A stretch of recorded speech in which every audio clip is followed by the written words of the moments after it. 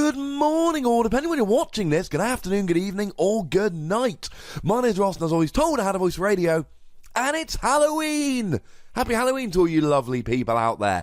So today, I thought, let's get some Halloween fun going. Let's look at the original ghost Pokemon, Gengar himself, and let's see what the best Gengar cards we have ever had in the Pokemon trading card game are. And I settled on a top 5 list, partly so the video wasn't 20 minutes long, and partly because there haven't actually been that many good Gengar cards, although they do tend towards more recent Gengars rather than older Gengars. And I should give a shout out to my very good friend Nick Pierce, Mr. Hey Nick himself, the chap who came top 16 at the World Championships the last 2 years running. I didn't think there were any great old Gengar cards, but I checked with Nick, and Nick let me know, and I did finalise a list with him, so thank you, Nick. And of course, hey Nick! In at number 5, Gengar EX from Phantom Forces. Now, Gengar EX was not an amazing EX, but it did see a little bit of play here and there. 1 colourless energy put 3 damage counters on one of your opponent's Pokemon, and of course, this was in the days of Dimension Valley, when this was actually a free attack. Not too bad. Now, the weakness to Dark makes sense, what with it being a ghost Pokemon, as I mentioned in my Chandelure video yesterday. Ghost Pokemon in the trading card game are Psychic type, but weak to Darkness. Problem is, of course, this was in a format with Darkrai and Yveltal, which was a bit of a pain, given that, well, they were everywhere, and you gave up 2 prizes. Wasn't a great weakness. But the attack that people really played it for here was Dark Corridor. 1 Psychic and a double colourless energy. Now, you could use Dimension Valley to bring that down to a Psychic and a colourless, or you could just play double colourless energy. 60 damage, plus poison. Switch this Pokemon with one of your benched Pokemon. Now, this was really handy, because it was a hit-and-run Pokemon. Now, of course, I did mention Dimension Valley, but the better stadium here was Burbank City Gym, so that poison did 30 damage between turns. And, of course, you would generally play this with Trevenant from X and Y. Trevenant blocks item cards from your opponent, so you hit for 60, plus you poison them, doing 3 damage counters between turns, whack up a Trevenant so they cannot use any item cards, they take some poison damage, can't get out the active, you float stone to retreat the Trevenant, and you repeat to fade. It was kind of fun. Now, there was a Mega Gengar EX here. It wasn't particularly great. It gave you an extra 50 HP, and the attack Phantom Gate. Choose one of your opponent's Pokemon's attacks, and use it as this attack. It was okay, you didn't need the correct energy to use the attack, so it was all fun and good, but it wasn't particularly amazing, although it had its uses. Coming in at number 4, Gengar Prime. Now, I did a whole video about Gengar Prime, ladies and gentlemen. He really came around with the Lost World Stadium, so I'll pop a link to that in the description. Check it out for the full rundown. But it was a very, very unusual, very unique deck, and it was a deck that we really expected to just take over the entire Pokemon format. Never happened, but we genuinely thought it might. It's got the Pokebody Catastrophe. That is an old school passive ability. If Gengar's active and any of your opponent's Pokemon would be knocked out, put them in the Lost Zone instead of discarding. The Lost Zone was like a second discard pile from which you could not recover cards. But the real attack here was Hurl into Darkness. 1 Psychic Energy, look at your opponent's hand, and choose a number of Pokemon you find there, up to the number of Psychic Energy attached to Gengar, and put them in the Lost Zone. And you could use a supporter card Seeker here to force your opponent to pick up one of their bench Pokemon to guarantee that Hurl into Darkness would work. You also had Curse Drop to put 4 damage counters on your opponent's Pokemon. Now, the plan here was very simple. You're not actually taking any prizes. You need to get 6 of your opponent's Pokemon in the Lost Zone, then you play the Lost World Stadium and declare that you win the game. And then you win the game. You had Mime Jr. to help you out here, and you had Palkia. Life was good. It was never the amazing, oppressive, game-ruining deck that people thought it might be, but it saw a bit of success here and there. It won a few tournaments. It's deserving of its place at number 4. In at number 3, Gengar Level.X. Now, Level.X's were old Pokemon, kind of like break Pokemon, whereby if your Pokemon is in the active, you can then Level.X it. And then you get a bit more HP, you get some extra ability / attacks, but you get to keep all of your attacks and abilities that you had previously. So Gengar Level.X comes in, and he's got the Poké Power level down. Once during your turn, you may choose one of your opponent's Level.X, remove the Level Up card from that Pokemon, and have your opponent shuffle that card into his or her deck. Now that was really good, because remember, it wasn't just that they then had to get the Level.X back out of their deck, but they couldn't Level.X again until they got in the active. Now for things like Luxray GL Level.X, I had a brilliant Poké Power when it Level.X'd, maybe you wouldn't want to do this.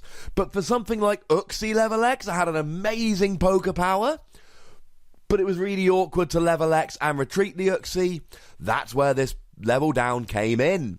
For 2 Psychic, 1 Colourless, Compound Pain. Quite expensive, but it does 30 damage to each of your opponent's Pokemon that already has any damage counters on it. It worked really well with numbers 1 and 2 on this particular list, and sometimes you could come in, Compound Pain a couple of times, and just flat out win the game. In at number 2, the Gengar from Arceus, or as we always called him, CURSEGAR. The Poké Power here was Curse. Once during your turn, you may move 1 damage counter from one of your opponent's Pokemon to another of your opponent's Pokemon. And this, of course, was really handy, because you could make sure that all of your opponent's Pokemon had at least 1 damage counter on, then you would bring in the Level.X to use Compound Pain, and life was good. And then you had Shadow Skip. 60 damage for a Psychic Colourless, which seems a bit low, but it was alright at the time. 10 damage to one of your opponent's bench Pokemon. And you get to switch to the bench, though you do not have to. This was another one of those hit and run Pokemon, and you would use it generally with Spiritomb that came in the same set as this particular Gengar. Again, this would block your opponent from using item cards. Although the annoying thing about Spiritomb was that Spiritomb actually blocked you from using item cards as well. But we can't have it all, ladies and gentlemen. It was a really powerful deck that saw an awful lot of success. It was such a good deck. It was the fact that you could Shadow Skip and pop a Spiritomb up to really lock your opponent out of items. It was the fact that you could do 10 damage to the bench while Shadow Skipping. Then you could use Curse to move damage counters around. It was really easy in this deck to be able to get at least 1 damage counter on each of your opponent's Pokemon, and then you just Level.X and use Compound Pain to finish out the game. But those of you that have been playing Pokemon for a little while will not be surprised at the number 1 Gengar we have ever had. It's the one from Stormfront, which was redonkulously powerful.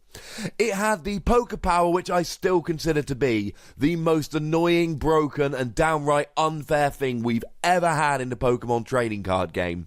And I mean that literally. Fainting Spell. Once during your opponent's turn, if Gengar would be knocked out by damage from an attack, so not poison, etc., you may flip a coin if heads a defending Pokemon is knocked out. That's right. You don't have to do anything, but if your opponent knocks out Gengar using an attack, which most of the time will happen, then you flip a coin, and if heads, you also knock them out.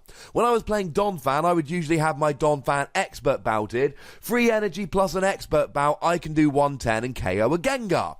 But I give up 2 prizes when he gets knocked out by Fainting Spell because he's got an Expert Belt. It was frankly ludicrous, and it made me super angry.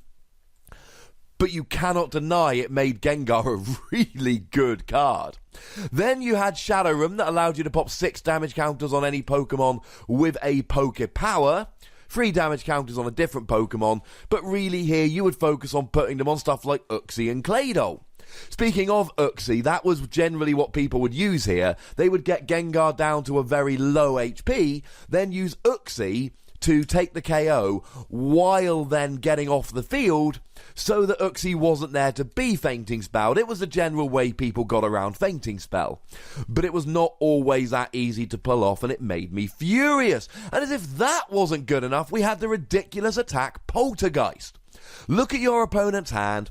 This attack does 30 damage times the number of trainer, supporter, and stadium cards in their hand for just 2 energy. And you would start the game with Spiritomb, locking your opponent out of item cards from the very first turn of the game.